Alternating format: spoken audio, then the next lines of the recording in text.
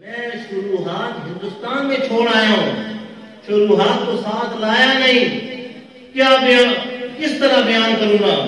امام بخاری نے فرمایا نہیں، شروع کر دو، جہاں کوئی مشکل پیش آئے گی میں خود بتا دوں۔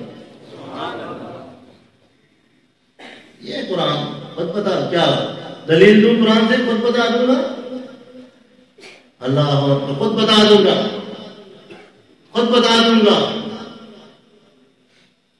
اللہ پھر شیخ الحدیث فرمانے لگے، میں نے پہلے مولانا کو واقعہ سنایا کہ میں نے جب بخاری شریف شروع کی، امام بخاری نے بخاری بسم اللہ الرحمن الرحیم سے شروع کی، میرے دل میں یہ آیا اعتراض کہ کتاب تو الحمدللہ سے شروع ہونی چاہیے، بخاری شریف بسم اللہ سے کیوں شروع ہے؟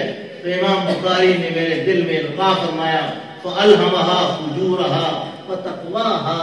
الہام جو ہے فجور کا بھی ہوتا ہے، تقوی کا بھی ہوتا ہے۔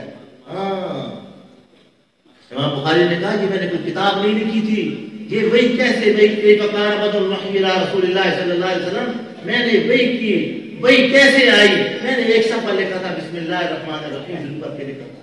پھر ایمان کیا ہے، ایمان کیسے بڑھتا ہے، تو میں نے 2 صفحے لکھے تھے، وضو کے 2 صفحے لکھے تھے، لوگوں نے اس کو جوڑتے جوڑتے کتاب کر دیا اور سب کی نسبت میری طرف ہو گئی، اور خط لکھا جاتا ہے تو بسم اللہ سے لکھا جاتا ہے، اور جب کتاب شروع کی جاتی ہے تو الحمدللہ سے شروع کی جاتی ہے۔ آئی بچوں نے شروع کی نا الحمدللہ رب العالمین، ختم کرنے کے بعد پھر شروع کی الحمدللہ رب العالمین۔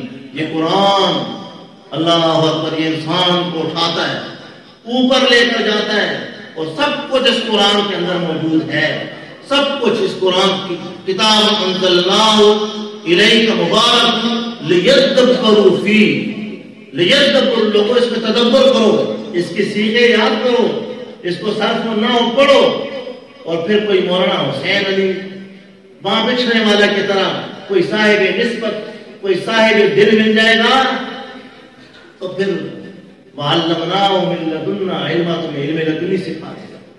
پھر علم لدنی کی ہے وَعَلَّمَكَ مَا لَمْ تَكُنْ تَعْلَمُ، وَعَلَّمَكَ، اللہ فرماتا ہے ہم نے آپ کو علم دیا، مَا لَمْ تَكُنْ